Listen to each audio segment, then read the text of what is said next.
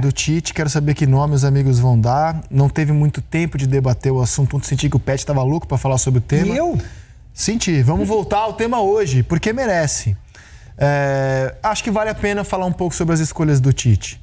A minutagem que ele deu para os jogadores que ele convocou pós-Copa América. Eu acho que tem algumas incoerências ali que ficam claras nos números. Por exemplo, para o gol sem o Alisson, ele ia testar o Ederson, né? Ver como é que o reserva do Alisson se porta. Ele jogou os 4 jogos inteiros. Então, já que o Ederson ia jogar os 4 jogos, eu pergunto humildemente, precisava desfalcar o Palmeiras do seu goleiro titular para não jogar o Everton? E o Atlético Paranaense. Precisava desfalcar o Atlético Paranaense do seu goleiro titular para não jogar? E foi lá o Ivan também, como terceiro goleiro nos jogos de setembro. Então, assim, focando no Everton e no Santos, precisava?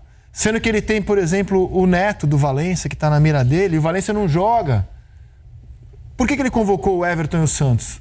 Eu imagino. Para fazer um equilíbrio no futebol brasileiro. Neto é Barcelona. Neto é Barcelona agora, é verdade. O Everton e Santos, ele convocou para balancear com os jogadores que ele chamou do Flamengo. Mas precisava desfalcar esses jogadores? Concordam? Concordo. Não faz sentido. Concordo sempre. Não faz sentido. Você tirar o goleiro titular do Palmeiras e do Atlético Paranaense para ele ser em banco. O Caio não jogou, né? Vamos agora para os laterais. Nas laterais, ele tirou o lateral do São Paulo titular e ele jogou 3 dos 4 jogos, 270 minutos. É o titular do Tite, está mais que testado e aprovado, mas o Tite queria jogar com o seu time titular nesses jogos. Então, ele desfalcou o São Paulo. O Alexandro jogou 259 minutos na esquerda. O Renan Lodge jogou 101 minutos, que dá um jogo inteiro mais 11 minutos. O Fagner desfalcou o Corinthians para atuar 90 minutos. Aí eu pergunto, precisava tirar o Jorge do Santos para o Jorge não entrar em campo? O Jorge desfalcou o Santos em 2 jogos e sequer apareceu no campo. Nem foi utilizado. Precisava?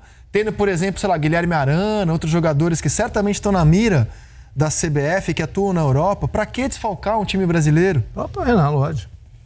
O próprio Renan Lodge poderia ter ido nos amistosos em que o Jorge não jogou, que foram os amistosos nos Estados Unidos, para os quais o Lodge não foi convocado. Precisava? Sinceramente, não vejo necessidade. Vamos para a zaga? Põe aí a zaga pra gente. Na zaga, o Militão jogou 90 minutos, o Marquinhos 360, o Thiago Silva 270 e o Samir, que foi convocado para os jogos nos Estados Unidos, não jogou nos Estados Unidos. Falaram, então tá bom, ele vai ser testado. Nos amistosos contra Senegal e Nigéria, não. O Tite não convocou o Samir e convocou o Rodrigo Caio para desempenhar a mesma função do Samir, que é não jogar. Precisava ter desfalcado o Flamengo do Rodrigo Caio, sendo que ele já levou o Samir para os Estados Unidos. O Samir decepcionou onde? Comeu errado, bebeu água a mais no refeitório, fez uma piada ruim. Não foi testado. Foi só o treino bastou para observar o Samir? Acredito que não. Claro que não. Então por que não chamar o Samir agora, nos jogos contra os africanos? E deixar o Rodrigo Caio disputar o Campeonato Brasileiro? Vamos seguir. Segue. No meio campo, o Alan jogou 90 minutos. Setembro, exato. O Arthur jogou 238 minutos. O Casemiro jogou 334 minutos. Todos europeus. O Fabinho, 56 minutos, beleza. Ele foi titular, testou um pouco o Fabinho, 56 minutos. Matheus Henrique desfalcou o Grêmio para atuar 22 minutos. Pelo menos entrou em campo, mas 22 minutos. Pelo menos comeu a tapioca, né? Comeu a tapioca, a história da tapioca. E eu acho que não vale o cara perder 2 jogos pelo Grêmio para atuar 22 minutos pela seleção. Mas aconteceu. São jogos Amistosos, exato. O que mais? Vamos para outros meias. Chamou o Coutinho, 314, chamou o Paquetá, é do jogo. Os clubes europeus não entram em campo em data FIFA, não sentiram a ausência deles, vão pro ataque. O Everton Cebolinha jogou 76 minutos. Hoje ele é um 12º jogador da seleção. É uma peça-chave do Tite. Faz sentido. Na lógica do Tite, convocou o jogador que é importantíssimo para ele. Não é titular, mas isso é outra discussão. Mas é um jogador que está na dúvida do Tite, se é titular ou reserva. O Tite conta muito com o Everton. E se surpreendeu com o desempenho do Everton na Copa América. E hoje, se tem um jogador que coloca dúvida no Tite no ataque hoje, é o Everton Cebolinha, para ser um 12º jogador. Neymar atuou 219 minutos. Se machucou. Fica um mês sem entrar em campo. Firmino 267. Ou seja, olha como o Tite usou os jogadores que já vem jogando com ele. Gabriel Jesus, 7, 8 jogadores que ele já testou, teve na Copa América. Né? Ele foi, o Richarlison mais 221. Ele foi para esses amistosos com o que ele tem de melhor, como se fosse um jogo competitivo Gabigol, mesmo. 28 minutos. Gabigol, 28 minutos, nem meia hora. Contra a Nigéria. Bruno Henrique. E o Bruno Henrique, que o Gabigol foi chamado para os 2 últimos. O Bruno Henrique para os 2 primeiros, lá nos Estados Unidos. 16 minutos. 16 minutos, cara. Então, assim, não faz sentido. Sabe qual é assim, a minha avaliação? É lógico que a gente tem que respeitar o trabalho do Tite e sabe que ele também precisa de resultado, né? Não adianta a gente falar assim, o cara não precisa de resultado. Não, ele precisa de resultado, senão a pressão vem. O meu questionamento, pelo menos a minha visão, assim, eu não vejo, ele precisa botar a equipe melhor que ele tem porque ele precisa ganhar os jogos. Mas hoje, é lógico que ele joga do lado esquerdo e o Bruno Henrique do lado direito. O Bruno Henrique está muito melhor do que o Gabriel Jesus. O Gabigol está muito melhor do que o Firmino.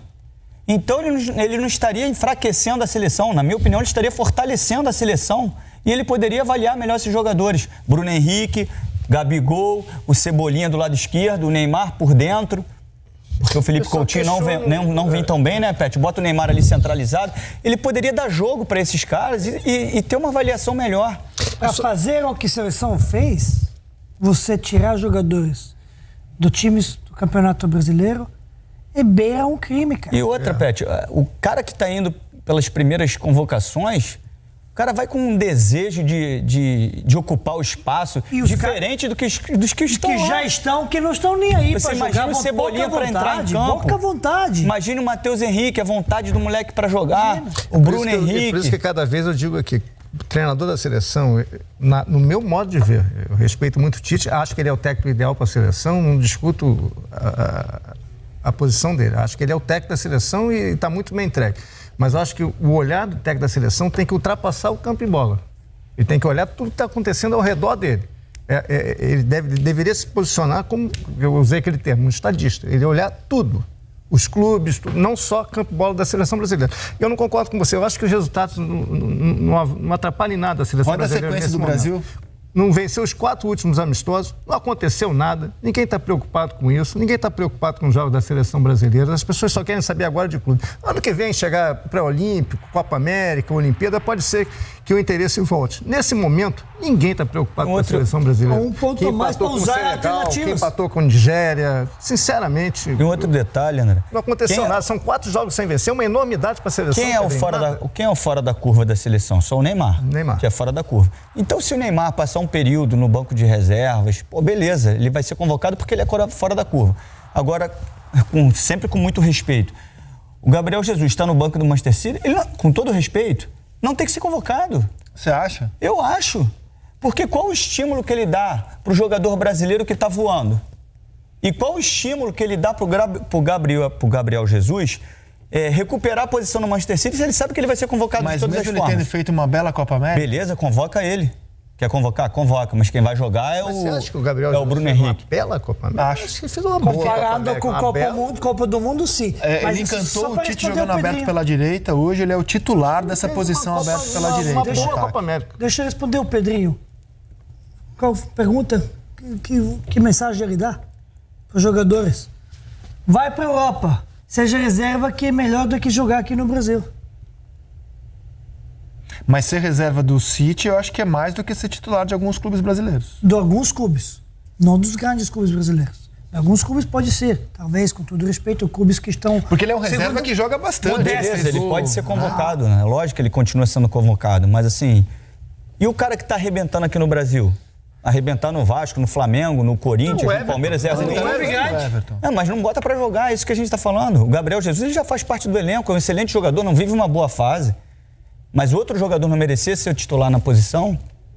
Por que o Gabriel Jesus... A chance. A chance, não é nada contra o Gabriel Jesus, é um momento.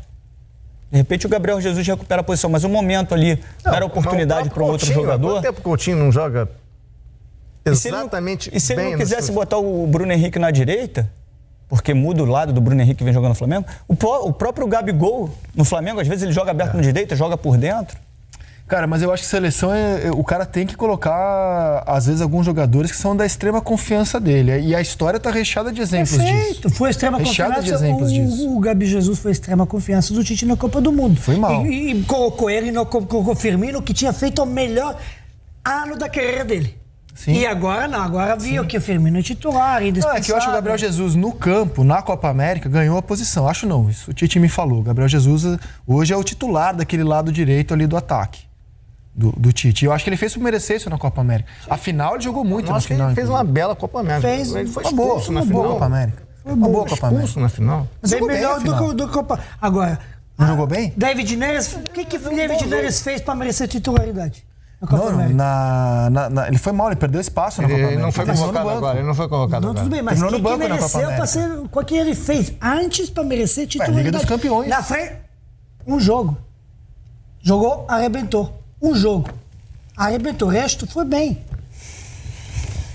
E o Everton, quantas vezes foi bem? Eu tinha falado isso na Copa América. Olha, assim, o Brasil, ele sofre um pouco... Desculpa, só se é isso importante que você está dizendo. Foi bem na Champions? Sim, foi decisivo. Tá. O time dele foi semifinalista. E o jogador do Tottenham? O Lucas Moura. Não, mas eu acho que Que errou. não foi nem chamado. Eu acho que errou, o Lucas Moura. Por isso eu tô dizendo. Eu acho que errou. Incoerência um pouco, né? Concordo, eu acho que o Lucas Moura, aí é gosto, né? Eu acho que o Lucas Moura é um jogador que deveria ter chance na seleção. Mas aí quem convoca não sou eu.